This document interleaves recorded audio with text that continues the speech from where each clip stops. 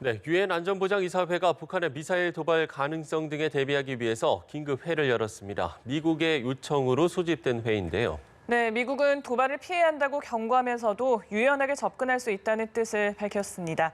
미국 워싱턴 현지 연결해 보겠습니다. 윤석희 특파원. 네, 워싱턴입니다. 예, 유엔 주재 미국 대사가 북한의 장거리 탄도미사일 발사 가능성 등에 대해서 거듭 경고의 목소리를 냈죠.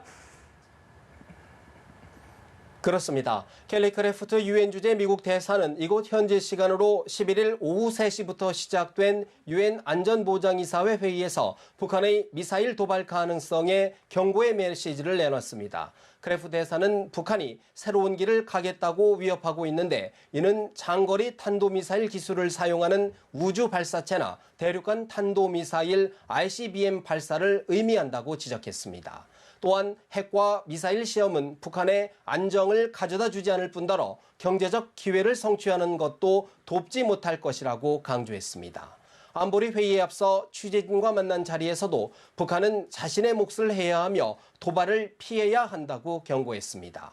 미국이 데드라인으로 여기는 북한의 ICBM 시험 발사 등은 용인하기 어렵다는 뜻으로 해석됩니다.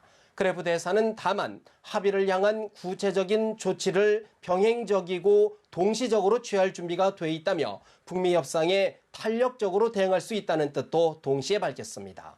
특히 미국은 비핵화 접근 방법에 유연할 준비가 돼 있다며 미국과 안보리는 데드라인이 아닌 목표를 가지고 있다고 거듭 강조했습니다.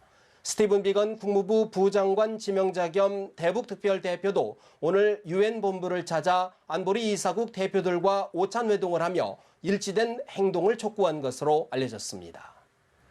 네, 중국과 러시아 등의 다른 안보리 이사국들의 입장도 관심인데 오늘 어떤 의견들이 나왔습니까? 네, 중국과 러시아는 오늘 회의에서 대북 제재 결의를 완화해야 한다는 입장을 밝혔습니다.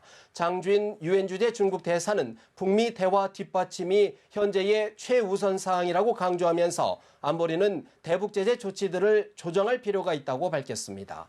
북한이 핵과 미사일 발사를 중지해온 만큼 제재 완화로 북미 협상을 촉진해야 된다는 기존 입장을 재확인한 것으로 풀이됩니다.